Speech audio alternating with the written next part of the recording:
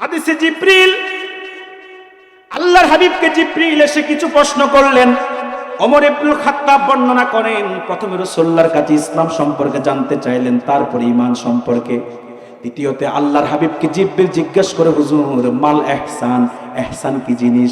আল্লাহর হাবিব জবাব দেয়, জিবরিল আনতা উদাল্লাহা কাআন্নাকা তারাহু ফাইন লাম তাকুন তারা ফাইন্নাহু ইয়ারাক। জিবরিল এমন ভাবে তুমি ইবাদত করবে যেন তুমি আল্লাহকে দেখতেছো।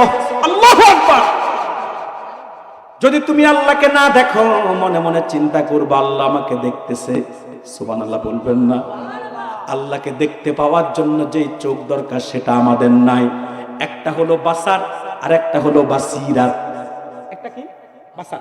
এই যে আমরা চোখ দিয়ে দেখি না, চর্মচক্ষু দিয়ে যেটা দেখি এটা হলো বাসার, আর অন্তঃচক্ষু দিয়ে যে দেখে ওই দেখাটা হচ্ছে বাসিরাত।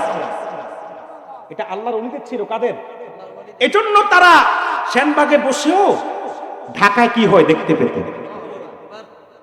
গাউসে পাক আব্দুল কাদের জিলানী বাগদাদে বসে ওযু করতেছেন, বুনিয়াদুত তলিবিনের মধ্যে পাবেন। বাগদাদে বসে তিনি ওযু করতেছেন, খাদেম ওযুর পানি ঢালতেছেন, তিনি কুলি করতেছেন, কুলির পানি দুইটা নিচে ফেলছে, তৃতীয়টা নিচে পালায় নাই, উপরের দিকে ছুঁড়ে মারছে। খাদেম কই, হুজুর আপনি এটা আবার কি করলেন? দুইটা কুলির পানি নিচে ফেললেন, একটা যে উপরের দিকে ছুঁড়ে মারলেন।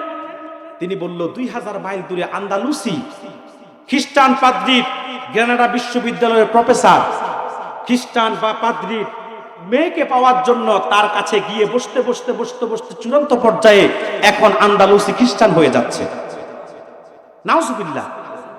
এখন আন্দালুসিকে আমি ইত্তেহাদি তাওয়াজ্জু দিয়ে কুলির পানি ছুঁড়ে মেরেছি। ইতিহাস সাক্ষী, 2000 মাইল দূর থেকে আব্দুল কাদের জিলানীর তাওয়াজ্জুওয়ালা কুলির পানি আন্দালুসির মুখে গিয়ে পড়েছে, তৎক্ষণাৎ আন্দালুসি বেহুশ হয়ে জমিনে লুটিয়ে পড়েছে। এই যে 2000 মাইল দূর দেখেছেন, এটা অন্তঃচক্ষু দ্বারা সম্ভব। কোন চক্ষু? এটা কাদের?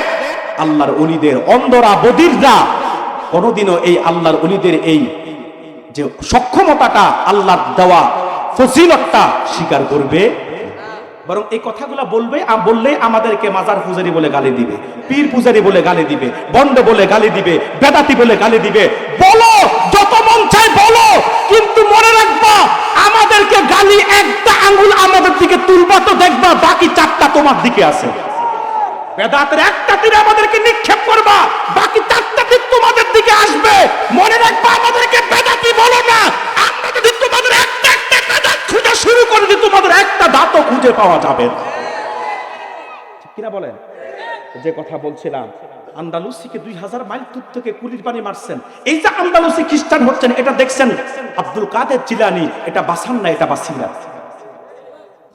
কুরআনুল কারিমে মোট সূরা আছে 114টি। কতটি? 114টি। এই 114টির মধ্যে ক্রমিক নংয়ের দিক থেকে সূরাতুল লোকমান হচ্ছে 31 নং সূরা। বলুন কত নং? কুরআনুল কারিমে আল্লাহ তাআলা মানুষের নামে 8টি সূরা নাজিল করেছেন। বলুন কতটি? 6টি হচ্ছে নবীর নামে, 2টা হচ্ছে ওলির নামে। সুবহানাল্লাহ। ভাইরা আমার, মানুষের নামে আল্লাহ তাআলা কুরআনুল কারিমে 8টি সূরা নাজিল করেছেন। সেই 8টি সূরার মধ্যে 6টি হচ্ছে আল্লাহর নবীদের নামে, যেমন একটি হচ্ছে সূরাতুল ইউসুফ, সূরাতুল ইউনুস, সূরাতুল হুদ, সূরাতুন নূহ, সূরাতুল ইব্রাহিম। আরেকটা হচ্ছে আমাদের নবী মুহাম্মদুর রাসূলুল্লাহর নামে সূরাতুল মুহাম্মাদ। কয়টা? 6টা গেল। আর 2টা সূরা হচ্ছে ওলির নামে, একজন মহিলা ওলি আর একজন পুরুষ ওলি। একজন হচ্ছে হযরত ঈসা নবীর মা হযরত মরিয়ম। আরেকটি সূরা হচ্ছে জগৎ বিখ্যাত ওলি বুজুর্গ ব্যক্তি হযরত লোকমানের নামে। লোকটা আল্লাহর এত প্রিয় ছিল, আল্লাহর এত নৈকট্য হাসিল করেছিল, লোকটাকে আল্লাহ এত ভালোবাসতো, হযরত লোকমান তার সন্তানকে কিছু নসিহত করেছিল, আল্লাহর কাছে এত পছন্দ হয়েছিল, লোকমানের নামে সূরা নাজিল করে আল্লাহ হযরত লোকমানের নামে সূরা নাজিল করে উম্মতে মুহাম্মদীর জন্য প্রত্যেকটা নসিহত আল্লাহ কোট করে দিয়েছে। লোকমান দেখতে খুব সুন্দর ছিলেন না, আর কর্ম খুব দামি কোনো কাজ করতেন না। লোকটা ছিল খাটো মানুষ, খাটো। গায়ের রং ছিল কালো, এত কালো আপনারা আফ্রিকার নিগ্রো কালো মানুষ দেখেন নাই, ঠিক ওই রকম। নাক ছিল চ্যাপ্টা, ঠোঁটগুলা ছিল মোটা মোটা, চেহারার মধ্যে ছিল না কোনো আকর্ষণ। কর্মে ছিল রাখাল এবং কাঠমিস্ত্রি। কি ছিল? রাখাল এবং কাঠমিস্ত্রি। কিন্তু লোকটা আল্লাহ তাআলার এত ভালোবাসা অর্জন করতে পেরেছে, আল্লাহ রাব্বুল আলামিন তার নামে সূরা নাজিল করেছেন সূরাতুল লোকমান। এই সূরাটির মধ্যে আয়াত আছে 34টি, রুকু আছে 4টি, অবতীর্ণ হয়েছে মক্কাতুল মুকাররমা। এর জন্য সূরাটিকে বলা হয় মাক্কি সূরা। সূরাটি আল্লাহ শুরু করেছেন হুরুফুল মুকাত্তাতের বিচ্ছিন্ন 3টি অক্ষর দিয়ে, আলিফ লাম মিম। আলিফ একটি অক্ষর একটি ইসম, লাম একটি অক্ষর একটি ইসম, মিম একটি অক্ষর একটি ইসম। তাফসীরের ভাষায় এই হরফগুলোকে বলা হয় হুরুফুল মুকাত্তাত। কি বলা হয়? হুরুফুল মুকাত্তাত। কুরআনুল কারীম আল্লাহ একটা নয় দুইটা নয় 29টা সূরা শুরু করেছেন হুরুফুল মুকাত্তাতের বিচ্ছিন্ন অক্ষরমালা দিয়ে। বলেন সুবহানাল্লাহ। কোন সূরা আল্লাহ শুরু করেছেন আলিফ লাম মিম, কোন সূরা আল্লাহ শুরু করেছেন আলিফ লাম র, কোন সূরা আল্লাহ শুরু করেছেন ইয়াসিন, কোন সূরা আল্লাহ শুরু করেছেন তাহা, আর সূরাতুল লোকমান আল্লাহ শুরু করেছেন আলিফ লাম মিম। এর অর্থ কি, ব্যাখ্যা কি? কোন মুফাসসির এর অর্থ কিংবা ব্যাখ্যা করার দুঃসাহস দেখায় নাই। একটাই মত দিয়েছে, একটাই রায় দিয়েছে, আল্লাহু আলামু বিমুরাদিহি বিযালিক। হুরুফুল মুকাত্তাতের অর্থ ব্যাখ্যা একমাত্র আল্লাহই ভালো জানেন। তবে আমরা যারা আহলুস সুন্নাত ওয়াল জামাতের অনুসারী, আমরা বলি শুধু আল্লাহ ভালো জানেন তা না, আল্লাহ রাসূলও জানতেন। শুধু আল্লাহ ভালো জানেন তা না, আল্লাহ রাসূলও। একটু বলেন না, আল্লাহ রাসূলও জানতেন কিনা? এগুলা হচ্ছে আল্লাহ এবং তার হাবিবের মধ্যে গোপন কথোপকথন। বান্দা জানুক সেটা আল্লাহ চান না। ভাইয়েরা আমার, যেহেতু ব্যাখ্যা কোনো মুফাসসির করেন না, আমরাও ছেড়ে দিলাম। আল্লাহ তাআলা হুরুফুল মুকাত্তাতের 3টি অক্ষর দিয়ে সূরাতুল লোকমান শুরু করে আল্লাহ তাআলা বলেন তিলকা আয়াতুল কিতাবিল হাকিম। আল্লাহ বলেন এগুলো হচ্ছে প্রজ্ঞাময় বিজ্ঞানময় কোরআনের আয়াত। কোন কোরআন? কথা বলে না। প্রজ্ঞাময় বিজ্ঞানময়। আল্লাহ তাআলা কোরআনকে বহু নামকরণ করেছে। কোথাও বলেছে বুরহান, কোথাও বলেছে ফুরকান, কোরআন কারীম। সুবহানাল্লাহ বলবেন না? আল্লাহ কোরআনকে বলেছে কোরআন হচ্ছে ফুরকান, আল্লাহ কোরআনকে বলেছে কোরআন হচ্ছে বুরহান। আবার আল্লাহ কোরআনকে বলেছে হাকিম। হাকিম মানে হলো বিজ্ঞান, হাকিম মানে হলো প্রজ্ঞাময়। প্রজ্ঞাময় কোরআন, বিজ্ঞানময় কোরআন। কোরআনে বিজ্ঞান আছে না নাই? এবার বলেন তো, বিজ্ঞান আগে না আল্লাহর কোরআন আগে? জোরে বলেন। কিন্তু আপনারা অতি আবেগী মুসলমান, আধুনিকতার ছোঁয়া পেয়ে বিজ্ঞানীদেরকে এমন ভাবে মাথায় তুলছেন, আল্লাহর কোরআন থেকে যে বিজ্ঞান চুরি করে সব আপনাদেরকে উপহার দিচ্ছে, সেটা আপনারা বুঝার ক্ষমতায় হারিয়ে ফেলেছেন। ঠিক কিনা বলেন? অথচ বিজ্ঞান আজকের এই আধুনিকতার ছোঁয়ায়, বিজ্ঞানের এই আবিষ্কারের যুগে যা কিছু উপহার দিচ্ছে, এগুলো বিজ্ঞানের কোনো কৃতিত্ব না। বিজ্ঞান যা কিছু উপহার দিচ্ছে সব আল্লাহর কোরআন থেকে গবেষণা করে। কি থেকে? আল্লাহর কোরআন থেকে গবেষণা করে। কারণ কোরআনে সব আছে, ইতিহাস, দর্শন, বিজ্ঞান, ভূগোল। এমন একটা কথা নাই যেটা আল্লাহর কোরআনে আল্লাহ আলোচনা করেন না। কথাটা আমার না, আল্লাহ নিজে কোরআনুল কারীমের মধ্যে বলেছেন।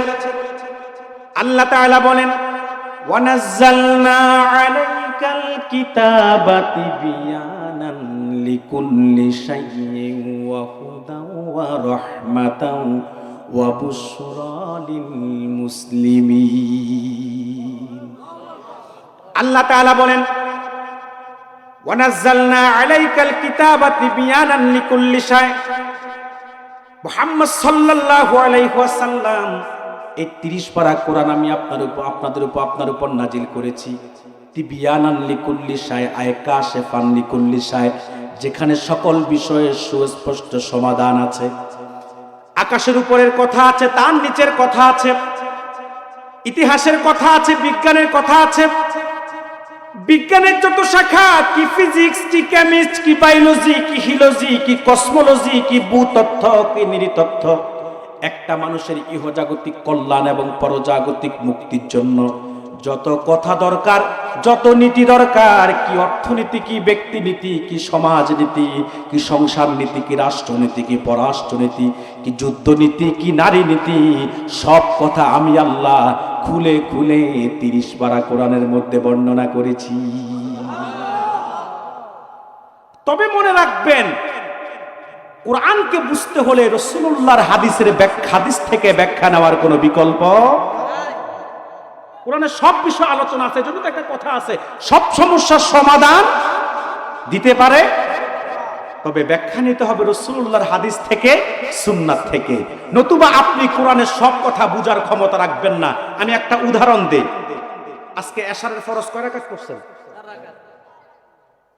কোরআনে কোথায় আছে? কথা বলেন। মাগরিবের ফরজ কয় রাকাত পড়েছেন? আছে কোথায় কোরআনে? জোহরের ফরজ কয় রাকাত পড়েছেন? আসরের ফরজ, ফজরের ফরজ।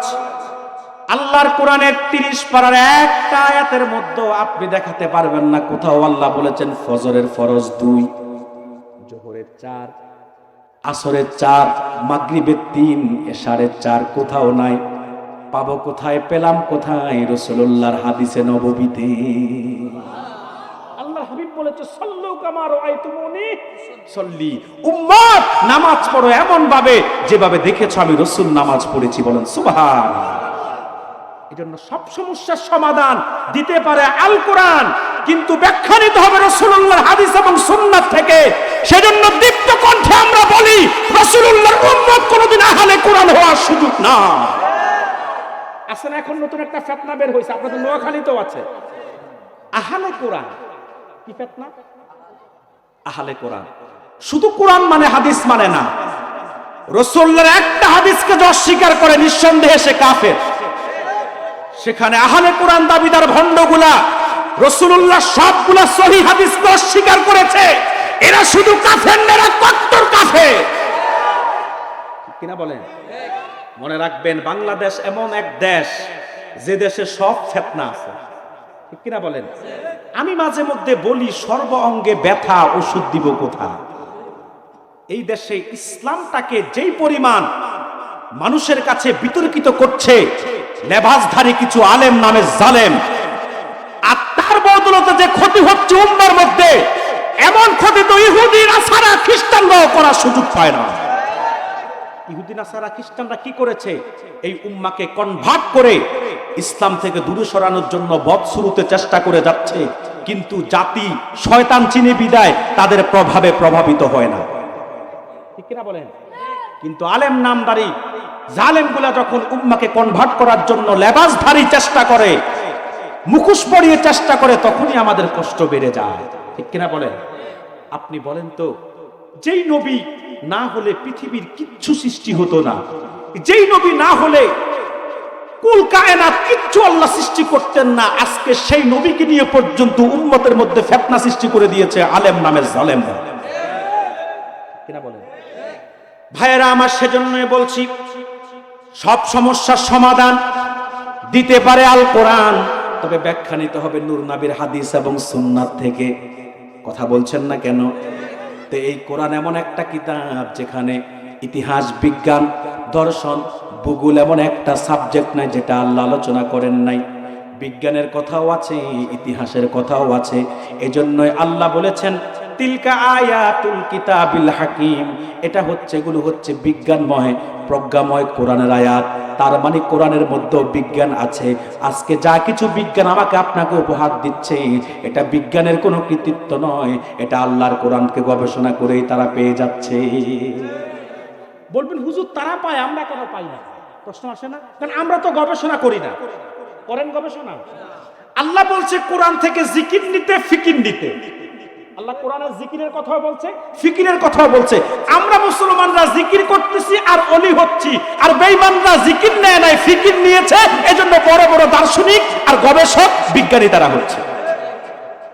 আমরা মুসলমান যদি কোরআনের জিকির, কোরআন যেমন পড়ি, তেমন যদি প্রতিটা আয়াতের প্রতিটা শব্দ নিয়ে চিন্তা করতাম, আমরা একদিকে হতাম কোরআন পড়ে বড় বড় আল্লাহর ওলি, অপরদিকে কোরআন গবেষণা করে হতাম বড় বড় বিজ্ঞানী। কথা বলেন না কেন? এক সময় মুসলমানদের মধ্যেও বিজ্ঞানী ছিল কি ছিল না? চিকিৎসা বিজ্ঞানের জনক যিনি ইবনে সিনা, তিনি তো মুসলমান ছিলেন। এক সময় মুসলমানদের মধ্যে বড় বড় দার্শনিক ছিল, বিজ্ঞানিক ছিল, কিন্তু এখন মুসলমানদের মধ্যে আর দার্শনিক খুঁজে পাওয়া যায় না, এখন আর মুসলমানদের মধ্যে বিজ্ঞানিক খুঁজে পাওয়া যায় না। কারণ মুসলমান তো এখন দুনিয়া নিয়ে ব্যস্ত হয়ে গেছে। মুসলমানের দুনিয়ার লোভই তো মুসলমানকে গ্রাস করে ফেলেছে। দেখেন না, মুসলমান এখন এত ব্যস্ত হয়েছে দুনিয়া নিয়ে। যারা রাজনীতি করে তারা ব্যস্ত ক্ষমতা নিয়ে, যাদের কাছে টাকা আছে তারা ব্যস্ত বিয়ে নিয়ে, আর আলেম নামদারে কিছু জালেম ব্যস্ত আছে সমাজের মধ্যে ফিতনা ছড়ানো নিয়ে। তো বিজ্ঞানী হবেন কিভাবে? কথা বলে না। ব্যস্ত তো দুনিয়া নিয়ে হয়ে গেছি আমরা। দেখবেন যাদের কাছে টাকা আছে শুধু বিয়ে নিয়ে ব্যস্ত। আপনি আরব বিশ্বের দিকে তাকিয়ে দেখেন, যতগুলো আরব বিশ্বে মুসলিম কান্ট্রি আছে, প্রত্যেকটা মুসলিম কান্ট্রিতে এমন ঘর নাই যে ঘরে 3-4টা বউ নাই। একজনের কয়টা করে? অন্তত 3-4টা, 7টা তো জায়েজ নাই। কথা বলে না। 7টা তখন জায়েজ একজন মরে গেলে আরেকজন, একজন মরে গেলে আরেকজন, এমনি করলে।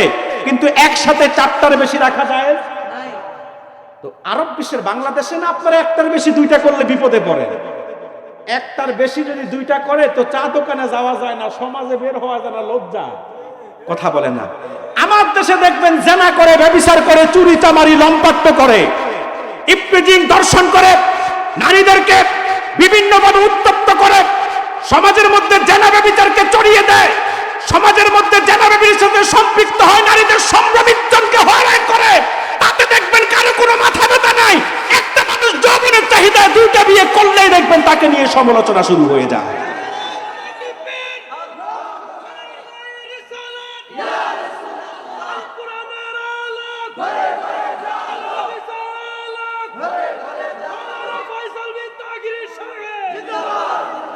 ভুল বুঝবেন না, আমি আবার আপনাদেরকে 2 বিয়ের জন্য উৎসাহিত করে যাচ্ছি না, এটা জায়েজ আছে। আপনার প্রয়োজন হলে আপনি করতে পারেন, তবে 2 বিয়ে করা, 3 বিয়ে, 4 বিয়ে করা সুন্নাত না, এটা প্রয়োজনে জায়েজ। এটা সুন্নাত না, এটা কি? প্রয়োজনে জায়েজ। আপনার লাগলে, এবং যদি আপনার ফিজিক্যাল সক্ষমতা থাকে এবং আর্থিক সামর্থ্য থাকে, তা আপনি 2টা না 4টা করেন। ঠিক কিনা বলেন? তো ভাইয়েরা আমার, মুসলমানরা এখন ব্যস্ত আছে, টাকা আছে মানে বিয়ে নিয়ে। কথা বলে না। আর যারা রাজনীতি করে তারা ব্যস্ত এখন ক্ষমতা নিয়ে। কার মাথায় বাড়ি দিয়ে কে ক্ষমতার মসনদে বসা যায়। কথা বলছেন না কেন? এত লুপি আর অন্ধ হয়ে গেছে মানুষ ক্ষমতার জন্য। আপন ভাই আপন ভাইয়ের শত্রু হচ্ছে, চাচা বাতিজার শত্রু হচ্ছে। আজকে আমরা আপন মানুষরা আপন মানুষদেরকে শুধুমাত্র ক্ষমতার চেয়ারের জন্য একজন আরেকজনের সাথে শত্রুতায় লিপ্ত হয়ে গেছি। এটাই হচ্ছে গণতন্ত্রের কুফল। এটা কি? গণতন্ত্রের কুফল। মনে রাখবেন, পশ্চিমারা যে গণতন্ত্র উপহার দিয়েছে, এই গণতন্ত্র মুসলমানদের শান্তি কেড়ে নিয়েছে। আর আল্লাহ রাসূল মদিনার তন্ত্রে যে খেলাফত ব্যবস্থা উপহার দিয়েছে, সেটাই গোটা দুনিয়াতে শান্তির বাণী বইয়ে দিয়েছে। পশ্চিমাদের গণতন্ত্র আপনাদেরকে দলাদলিতে বিভক্ত করেছে। আওয়ামী লীগের মাথায় বিএনপি বাড়ি দেয়, বিএনপির মাথায় আওয়ামী লীগ বাড়ি দেয়। আবার জামাতের মাথায় বিএনপি দিবে, কয়েকদিন পরে বিএনপির মাথায় জামাত দিবে। কথা বলেন। এটা হচ্ছে পশ্চিমাদের গণতন্ত্রের কুফল। কিন্তু যদি গণতন্ত্রকে লাথি মেরে সমাজতন্ত্র, রাজতন্ত্র, ধর্মনিরপেক্ষতার মধ্যে পেশাব করে দিয়ে খেলাফত আলা মিনহাজুন নবুওয়াতের ভিত্তিতে ইসলামের হুকুমতকে কায়েম করার জন্য দলমত নির্বিশেষে মুসলমান ঐক্যবদ্ধভাবে জাতিকে উদ্বুদ্ধ করতে পারতাম, তো আগামী দিন বাংলাদেশে সূর্যযুক্ত কালিমার পতাকাকে মুখে নিয়ে ঠিক কিনা বলে?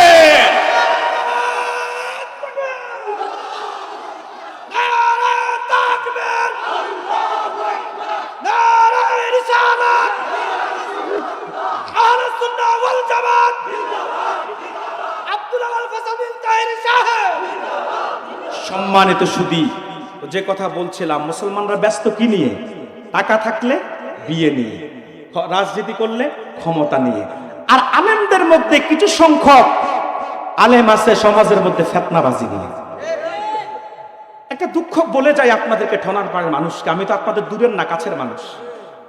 বিগত 15-20 বছর আগেও কি বাংলাদেশে এত ফিতনা ছিল? আমরা এক মসজিদে নামাজ পড়েছি, কথা বলে না, এক জায়গায় দোয়া মুনাজাত করেছি, মিলাদ পড়েছি, কিন্তু আমরা কে কোন মাসলাকের, কে কোন মানহাজের, আমাদের মধ্যে এত মতানৈক্য ছিল না।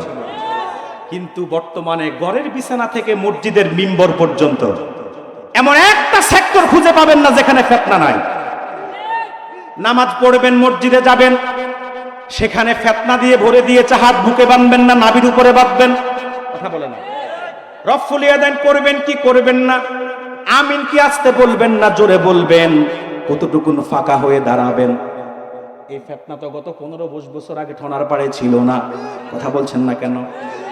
শুধু তাই না, এমন একটা সেক্টর নাই যেখানে ফিতনাবাজি করে মানুষের মধ্যে বিভ্রান্তি সৃষ্টি করে নাই, মতানৈক্য তৈরি করে নাই, বিভক্তি তৈরি করে নাই।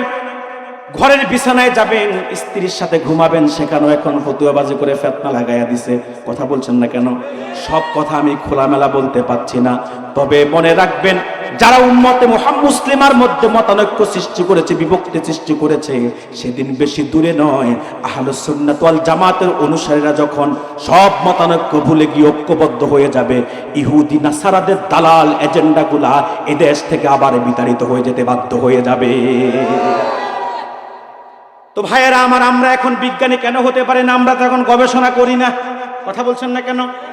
আমরা এখন কোরআন নিয়ে গবেষণা করি না, আমরা এখন হাদিস নিয়ে গবেষণা করি না, সুন্নাত নিয়ে গবেষণা করি না। ও ঠনার পায়ের ভাইয়ের, আল্লাহর হাবিবের এক একটা সুন্নাতের মধ্যে বিজ্ঞান কত রহস্য খুঁজে পেয়েছে। মেসওয়াক বলেন, শুধু মেসওয়াক না, শুধু প্রত্যেকটা সুন্নাত, চোখে সুরমা লাগাবেন, এটা নবীর সুন্নাত, এখানেও বিজ্ঞান আজকে উপকারিতা খুঁজে পেয়েছে। আপনি মেসওয়াক করবেন, এটা নবীর সুন্নাত, এখানেও বিজ্ঞান উপকারিতা খুঁজে পেয়েছে। দুপুরে খেয়ে একটু ঘুমাবেন, রাতে খেয়ে একটু হাঁটবেন, এখানেও এই সুন্নাত ও বিজ্ঞান আজকে উপকারিতা খুঁজে বের করে দিয়েছে, কথা বলছেন না কেন? এমন একটা সুন্নাত নাই রাসূলুল্লাহর যে সুন্নাত থেকে আজকের বিজ্ঞান গবেষণা করে মানুষের জন্য উপকারগুলা খুঁজে বের করে দেয় নাই। সব কিছু আছে, সুবহানাল্লাহ সুবহানাল্লাহ। এজন্য মনে রাখবেন, বিজ্ঞান হচ্ছে সসীম আর আল্লাহর কোরআন হচ্ছে অসীম। বিজ্ঞান কি, কোরআন কি? বিজ্ঞানের যা কিছু আবিষ্কার, এই যে সব সহজ, তো এখন সহজ না? জোরে বলেন। আগে হজে যেতেন, কয় মাস লাগতো? পানির জাহাজে করে যখন যেতেন, আর জাহাজ যখন ছিল না তখন তো হাইটে যেতে হতো না, কথা বলে না। পানির জাহাজে যেতেন 3 মাস। আর এখন শাহজালাল আন্তর্জাতিক বিমানবন্দর থেকে বিমান টেক অফ করে 6000 কিলোমিটার দূরে জেদ্দায় কিংবা মদিনায় গিয়ে বিমান ল্যান্ড করে মাত্র 6.25 ঘন্টা। যদি ট্রানজিট না থাকে, কোনো ভায়া না হয়, মাত্র 6.25 ঘন্টা। এই যে বিজ্ঞান এত সহজ করছে আল্লাহ কোরআন থেকে, সুবহানাল্লাহ বলবেন না? তো ভাইয়েরা আমার, আল্লাহ বলেছেন তিলকা আয়াতুল কিতাবিল হাকিম, এগুলো হচ্ছে বিজ্ঞানময় প্রজ্ঞানময় কোরআনের আয়াত, সুবহানাল্লাহ বলবেন না? এরপর আল্লাহ তাআলা বলেন হুদাম ওয়া রাহমাতাল লিল মুহসিনিন, আল্লাহ বলেন এই কোরআন হচ্ছে মুহসিনদের জন্য রহমত এবং হেদায়েতকারী। কোরআন কাদের জন্য? মুহসিনদের জন্য রহমত এবং হেদায়েতকারী। প্রশ্ন হলো, মুহসিন কারা? প্রশ্ন আসে না? মুহসিন কারা? মানুষের তো অনেক শ্রেণী বিন্যাস আছে, অনেক ক্লাসিফিকেশন আছে। এখানে যারা বসে আছেন সবার মর্যাদা কি সমান? দুনিয়াতে তো সবার মর্যাদা সমান না। কেউ মাস্টার, কেউ ইঞ্জিনিয়ার, কেউ ব্যারিস্টার, কথা বলে না? কেউ সমাজের মধ্যে রিক্সা চালায়, কেউ ব্যবসা করে, কেউ খেটে খায়, এক একজন এক এক শ্রেণীতে বিভক্ত, কথা বলছেন না কেন? এক একজন এক এক স্তরের মানুষ, কেউ আলেম, কেউ সাধারণ। ঠিক মানুষের মধ্যে আল্লাহ কিছু শ্রেণী বিন্যাস করেছেন। আল্লাহ কাউকে বলেছেন মুমিন, কাউকে বলেছেন মুসলিম, কাউকে বলেছেন মুহসিন, সুবহানাল্লাহ বলবেন না? মুমিন কারা? যারা তাওহীদ এবং রিসালাতের বিশ্বাস, তাসদিক বিল জানান, ইকরার বিল লিসান, অন্তরে বিশ্বাসের পাশাপাশি মুখে স্বীকৃতি করে দিয়ে তারা হলো মুমিন। শুধু অন্তরে বিশ্বাস করলেন, মুখে বললেন না, সমাজের মানুষ হয়তো আপনাকে চেপে ধরবে, আপনার টুটি চেপে ধরবে, আপনি মুমিন না মুনাফিক, কথা বলছেন না কেন? আবার মানুষের ভোট পাওয়ার জন্য কিংবা মানুষের আবেগ ইমোশনকে আপনার দিকে আনার জন্য মুখে ইসলামের কথা বলবেন, অন্তরে ইসলাম নাই, ঈমান নাই, এটাও মুনাফিক। আপনার ঈমান ইসলাম লাগবে, তাসদিক বিল জানান, ইকরার বিল লিসান, অন্তরে যেমন বিশ্বাস লাগবে, জবান দিয়ে সেটার স্বীকৃতিও আপনাকে দিতে হবে, তবেই মুমিন। এটা হলো মুমিন। আর তাসদিক বিল জানান, ইকরার বিল লিসানের সাথে যারা আমল বিল আরকান থাকবে, সে হচ্ছে মুসলিম। সে কি? মুসলিম। এই যে আমল বিল আরকান করবে, আল্লাহর আদেশ নিষেধ, রাসূলুল্লাহর উসওয়াত সুন্নাতের সামনে বিনা প্রশ্নে মস্তককে নত করে দিবে। এই ক্ষেত্রে যার মধ্যে ইহসান থাকবে তার নাম হলো মুহসিন। ইহসান দুই ভাগ, দুই প্রকার। কয় প্রকার? একটা হচ্ছে ইহসান ফিল ইবাদাত, আর একটা হচ্ছে ইহসান ফিল মুআমালা। একটা কি? ইহসান ফিল ইবাদাত, আর একটা হলো ইহসান ফিল মুআমালা। ইহসান ফিল মুআমালা হচ্ছে আচার আচরণ, চলন বলন, কথাবার্তায় ইহসান। যেমন কেউ একজন আমাকে গালি দিল, আমিও তো পারতাম ইচ্ছা করলে তাকে আরেকটা গালি দিতে পারতাম না? কথা বলে না। কিন্তু আমার সক্ষমতা ক্ষমতা থাকা সত্ত্বেও আমি তার গালিটা তাকে ফিরাইয়া দিই নাই, আমি তার প্রতি ইহসান করছি। কি করছি? আমি এটা করি। রাসূলুল্লাহর এই নির্দেশটা, এই আদর্শটা আমি পুঙ্খানে মানার চেষ্টা করি। কেউ গালি দিল আমি চুপ থাকি, কারণ আমি রাসূলুল্লাহর হাদিস পড়েছি, অন্যায়ভাবে কেউ আমার প্রতি জুলুম করলে আমি যদি চুপ থেকে ধৈর্য ধরতে পারি, তো আল্লাহর ফেরেশতা আমার পক্ষ নিয়ে তার ব্যাপারে প্রতিশোধ নেওয়া শুরু করে দিবে। এই জন্য আমি চুপ থেকে আল্লাহর উপর বিচার ছেড়ে দিই। এই বিচারগুলো আল্লাহ আমাকে বহু কিছু নগদে দেখাইয়াও দিস। আলহামদুলিল্লাহ, আলহামদুলিল্লাহ। তো ইহসান ফিল মুআমালা কোনটা? আচার আচরণ, চলন বলন, কথাবার্তায় ইহসান প্রকাশ করা। কেউ গালি দিলে তাকে পাল্টা গালি না দিয়ে ইহসান করা, দয়া করা, ক্ষমা করে দেওয়া, এটা হচ্ছে ইহসান ফিল মুআমালা। কিংবা আপনাকে কেউ একটা আঘাত করলো অন্যায় ভাবে, আপনি কোনো অপরাধ করেন নাই, কিন্তু ক্ষমতার বড়াইয়ে কিংবা প্রভাবশালী হওয়ার কারণে সে আপনাকে লাঠি দিয়ে একটা আঘাত করলো দেহের মধ্যে। আপনারও ক্ষমতা কম নাই, আপনিও পারেন লাঠি দিয়ে তার ইচ্ছা করলে আরেকটা বাড়ি দিতে, আর এই বাড়িটা দিলে আপনার জন্য বৈধতা ইসলাম দিয়েছে, কারণ এটা ইনসাফ। কেউ যদি অন্যায়ভাবে কাউকে মারে, ধরেন আপনার একটা দাঁত ভাঙছে অন্যায়ভাবে কেউ, ইসলামের বিচার ইনসাফ হচ্ছে আপনিও তার একটা দাঁত ভাঙবেন। কথা বলেন, আপনিও তার একটা দাঁত ভাঙবেন, এটা ইনসাফ। কিন্তু আপনি আঘাত পাওয়া সত্ত্বেও পাল্টা আঘাত দিলেন না, নীরবে সয়ে গেলেন, তাকে ক্ষমা করে দিলেন, আপনি তার প্রতি ইহসান করলেন। সুবহানাল্লাহ বলবেন না? এটা হচ্ছে ইহসান ফিল মুআমালা। আরেক প্রকার ইহসান হচ্ছে ইহসান ফিল ইবাদাত। সেটা হচ্ছে ইবাদতে ইহসান, নামাজ, রোজা, হজ, যাকাত যখন আপনি করবেন ইহসানের সাথে করবেন, যার আরেক নাম হলো ইখলাস। সুবহানাল্লাহ বলবেন না? কেমন হবে তা হাদিস শরীফের মধ্যে পাওয়া যায়। সহিহ বুখারী, সহিহ মুসলিম, মিশকাতুল মাসাবি, মাদ্রাসাতে আলেম জামাতে পড়ানো হয়। কিতাবুল ঈমানের একেবারে প্রথম হাদিস। হাদিসটি অনেক লম্বা। হাদিসটির নাম হলো হাদিসে জিবরিল। আল্লাহর হাবিবকে জিবরিল এসে কিছু প্রশ্ন করলেন। ওমর ইবনুল খাত্তাব বর্ণনা করেন, প্রথমে রাসূলুল্লাহর কাছে ইসলাম সম্পর্কে জানতে চাইলেন, তারপরে ঈমান সম্পর্কে। দ্বিতীয়তে আল্লাহর হাবিবকে জিবরিল জিজ্ঞেস করে, হুজুর মাল ইহসান, ইহসান কি জিনিস? আল্লাহর হাবিব জবাব দেয়, জিবরিল আনতা উদাল্লাহা কাআন্নাকা তারাহু ফাইন লাম তাকুন তারা ফাইন্নাহু ইয়ারাক। জিবরিল এমন ভাবে তুমি ইবাদত করবে যেন তুমি আল্লাহকে দেখতেছো। আল্লাহু আকবার। যদি তুমি আল্লাহকে না দেখো, মনে মনে চিন্তা করবে আল্লাহ আমাকে দেখতেছে। সুবহানাল্লাহ বলবেন না? আল্লাহকে দেখতে পাওয়ার জন্য যেই চোখ দরকার সেটা আমাদের নাই। একটা হলো বাসার, আর একটা হলো বাসিরাত। একটা কি? বাসার। এই যে আমরা চোখ দিয়ে দেখি না, চর্মচক্ষু দিয়ে যেটা দেখি এটা হলো বাসার, আর অন্তর্চক্ষু দিয়ে যে দেখে ওই দেখাটা হচ্ছে বাসিরাত। এটা আল্লাহর অলিদের ছিল। কাদের? এজন্য তারা সেনবাগে বসেও ঢাকায় কি হয় দেখতে পেত। গাউসে পাক আব্দুল কাদের জিলানী বাগদাদে বসে ওযু করতেছেন, বুনিয়াতুত তালিবিনের মধ্যে পাবেন। বাগদাদে বসে তিনি ওযু করতেছেন, খাদেম ওযুর পানি ঢালতেছেন, তিনি কুলি করতেছেন, কুলির পানি দুইটা নিচে ফেলছে, তৃতীয়টা নিচে পালায় নাই, উপরের দিকে ছুঁড়ে মারছে। খাদেম কই, হুজুর আপনি এটা আবার কি করলেন? দুইটা কুলির পানি নিচে ফেললেন, একটা যে উপরের দিকে ছুঁড়ে মারলেন। তিনি বলল, 2000 মাইল দূরে আন্দালুসি খ্রিস্টান পাদ্রী, গ্রেনাডা বিশ্ববিদ্যালয়ের প্রফেসর, খ্রিস্টান বা পাদ্রী মেয়েকে পাওয়ার জন্য তার কাছে গিয়ে বসতে বসতে বসতে বসতে চূড়ান্ত পর্যায়ে এখন আন্দালুসি খ্রিস্টান হয়ে যাচ্ছে। নাউজুবিল্লাহ। এখন আন্দালুসিকে আমি ইত্তেহাদি তাওয়াজ্জু দিয়ে কুলির পানি ছুঁড়ে মেরেছি। ইতিহাস সাক্ষী, 2000 মাইল দূর থেকে আব্দুল কাদের জিলানীর তাওয়াজ্জুওয়ালা কুলির পানি আন্দালুসির মুখে গিয়ে পড়েছে, তৎক্ষণাৎ আন্দালুসি বেহুশ হয়ে জমিনে লুটিয়ে পড়েছে। এই যে 2000 মাইল দূর দেখেছেন, এটা অন্তর্চক্ষু দ্বারা সম্ভব। কোন চক্ষু? এটা কাদের? আল্লাহর ওলিদের। অন্ধরা বধিররা কোনোদিনও এই আল্লাহর ওলিদের এই যে সক্ষমতাটা, আল্লাহর দেওয়া ফজিলতটা স্বীকার করবে, বরং এই কথাগুলো বললে আমাদেরকে মাজার পূজারি বলে গালি দিবে, পীর পূজারি বলে গালি দিবে, বন্ড বলে গালি দিবে, বেদাতি বলে গালি দিবে। বলো, যত মন চায় বলো, কিন্তু মনে রাখবা আমাদেরকে গালি একটা আঙ্গুল আমাদের দিকে তুলবা তো দেখবা বাকি চারটা তোমার দিকে আছে।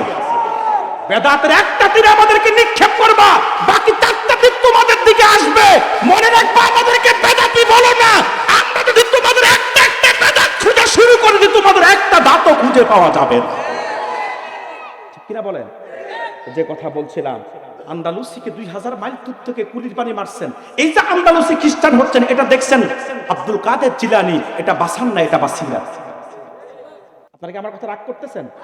আমি এমনই আলোচনার ফাঁকে প্রয়োজনীয় যত কথা জাতির কল্যাণে এবং ইসলাহের জন্য আমি বলে দিই, আলহামদুলিল্লাহ। আর ইনসাফের ক্ষেত্রে, সত্য বলার ক্ষেত্রে, ন্যায় বলার ক্ষেত্রে পৃথিবীর কোন শক্তিকে আমি একটুও তোয়াক্কা করি না। আমার কথা, আমার কপালে যা আছে তা হয়ে যাবে। কথা বলে না, আমার যা আছে তকদিরে সেটা হবে। সেটা থেকে তকদিরে যেটা আছে, পৃথিবীর কেউ আমাকে বাঁচাতে পারবে? পারবে না। বাঁচার আরেকটা হলো বাসিরাত। মানুষের যখন অন্তর্চক্ষু খুলে যায়, মানুষ অনেক অসম্ভব কিছু মানুষের জন্য সম্ভব হয়ে যায়। সুবহানাল্লাহ বলবেন না? তো আল্লাহকে দেখার মতো চোখ আমাদের নাই, কিন্তু বলেন তো এবারে ঠনার পায়ের ভাইয়েরা, বাবাজিরা, আল্লাহ যা আমাদেরকে সব সময় দেখেন, এই বিশ্বাসের ক্ষেত্রে কি বিন্দু পরিমাণও আপনাদের সন্দেহ কারো আছে? বলেন, এই বিশ্বাসের ক্ষেত্রে কি সন্দেহ কারো আছে? ও ঠনার পায়ের ভাইয়েরা, সেনবাগের বাবাজিরা, আমার রব কেমন দেখেন, কতটুকুন দেখেন। শুধু নামাজে দাঁড়ালেই যে দেখেন তা না, প্রতিটা মুহূর্তের মধ্যে বান্দা কি করেন সব তিনি দেখেন। প্রকাশ্যে দিবালোকে ঠনার পাড়ের রাস্তায় ঘুরে ঘুরে যুবক যা করছে সেটা যেমন দেখেন, রাতের অন্ধকারে ছোট্ট একটা কামরার ভিতরে প্রবেশ করে কম্বল পুড়িয়ে দিও যুবক যা করছে সেটাও আমার রব দেখে। তিনার দেখার ক্ষমতা যেমন, শোনার ক্ষমতাও তেমন। আপনি আমি নির্দিষ্ট একটা সাউন্ড যদি না হয়, আপনি আমি শুনতে পারি না, কিন্তু পিঁপড়া যে চলে, পিঁপড়ার কদমেরও একটা আওয়াজ হয়, সেটা আমি আপনি শোনার কোনো ক্ষমতা আমার আপনার নাই। কিন্তু আমার রব শোনার ক্ষমতা এত বেশি। রাতের অন্ধকারে পিঁপড়া যে ঠনার পাড়ের রাস্তা দিয়ে জট বেঁধে সিরিয়ালে একের পর এক হাঁটতেছে, এই যে সম্মিলিত পিঁপড়ার মিছিল চলতেছে, তাদের কদমের আওয়াজ হচ্ছে। পৃথিবীর কোনো যন্ত্র দিয়ে সে আওয়াজ আপনি মানুষ শুনতে পারবেন না, কিন্তু সে আওয়াজটাও আমার রব শোনার ক্ষমতা রাখে। গাছ তার শিকড় দিয়ে মাটি থেকে পানি সঞ্চয় করে পাতা পর্যন্ত পৌঁছায়া দেয়। ও ঠনার পায়ের ভাইয়েরা, ও ঠনার পায়ের বাবাজিরা, পৃথিবীর কেউ গাছের ভিতর দিয়ে যে পানি সঞ্চালন হয় এটা আমরা দেখি না, কিন্তু গাছের শিকড় মাটি থেকে পানি সঞ্চয় করে পাতার প্রত্যেকটা রগে রগে পানি চলে, পাতার প্রত্যেকটা রগে রগে পানি সঞ্চালিত হয়, সেটাও আমার রব দেখার ক্ষমতা রাখে। এজন্য রাসূল বলেছে, এমন ভাবে ইবাদত করতে হবে যেন তুমি আল্লাহকে দেখতেছো। যদি তুমি আল্লাহকে নাও দেখো, মনে মনে চিন্তা করবে আল্লাহ আমাকে দেখতেছে। এটাই হলো ইহসান ফিল ইবাদত, এরই আরেক নাম হলো ইখলাস। রাসূলুল্লাহর প্রত্যেকটা সাহাবীর ইবাদতের মধ্যে এই ইখলাসটা ছিল। সুবহানাল্লাহ বলবেন না? এই জন্যই তো মরুভূমিতে যখন সাহাবায়ে কেরাম দাঁড়িয়ে যেত নামাজে, পাখিরা গাছের ঢাল মনে করে, গাছ মনে করে গাড়ে বসতো, মাথায় বসতো। সুবহানাল্লাহ। শুধু কি তাই? সুনান তিরমিজির হাদিস, হযরত আলীর পা দিয়ে তীর ঢুকেছে। আচ্ছা বলুন তো ভাইরা, পা দিয়ে তীর ঢুকেছে, যেমন কষ্ট হয়েছে, তীর খুলতে মনে হয় কষ্ট তেমন নাই? বলেন না, আপনাদের মনে কষ্ট হচ্ছে? কষ্ট হলে তো আমি আস্তে আস্তে গোছাবো। 50 মিনিট কিন্তু হয়ে গেছে, আর 40 মিনিট। হ্যাঁ, পুরা রাত। তো প্রধান মেহমান ওয়াজ করবে কখন? আগামীকাল। তাহলে মাহফিল দেওয়ার দরকার ছিল 2 দিন, ঠিক না? শোনে, চাঁদা দিবেন। শোনেন, এটা আবেগ। এটা কি আবেগ না, ভালোবাসাও না, এটা আবেগ। এই আবেগটা আগামী 1 ঘন্টা পরে মোটেও থাকবে না। আচ্ছা দেখা যাক, 50 মিনিট হয়েছে, আর 40 মিনিট আগে বলি, এতটুকু ধৈর্য তো উপহার দিতে পারবেন? আলহামদুলিল্লাহ। সে কথা বলছিলাম, হযরত আলীর পা দিয়ে তীর ঢুকেছে, তীর ঢুকতে যেমন কষ্ট, খুলতে তো কষ্ট আছে না? মাগরিবের আজান হয়ে গেল, হযরত বেলাল ইকামতের প্রস্তুতি নিচ্ছেন।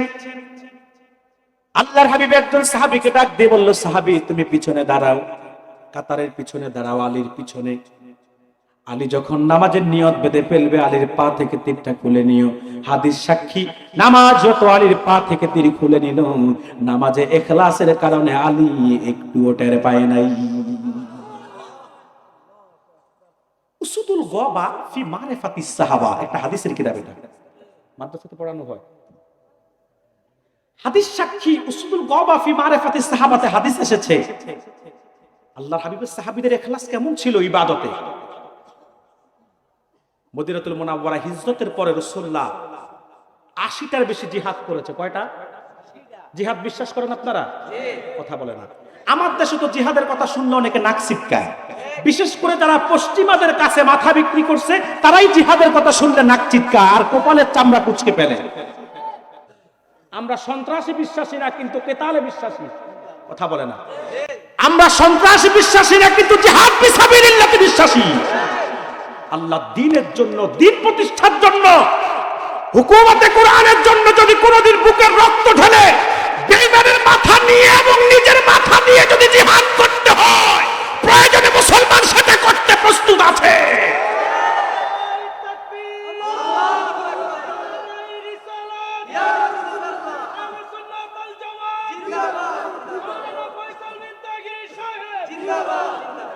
আমরা জিহাদ বিশ্বাস করি, তবে জঙ্গিবাদ বিশ্বাস করি না, সন্ত্রাসকে বিশ্বাস করি না, আইএস এর কর্মকাণ্ডকে বিশ্বাস করি না।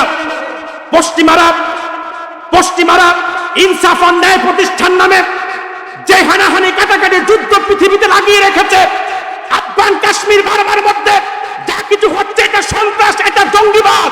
কিন্তু প্রতিবাদে আফগানিরা যে সশস্ত্র জিহাদ করেছে, 19 বছর লড়াই করে খেলাফতকে কায়েম করেছে, সেটা কিন্তু জঙ্গিবাদ ছিল না, সেটা হচ্ছে ইসলামের জিহাদ। আর সে জিহাদকে আমরা বিশ্বাস করি।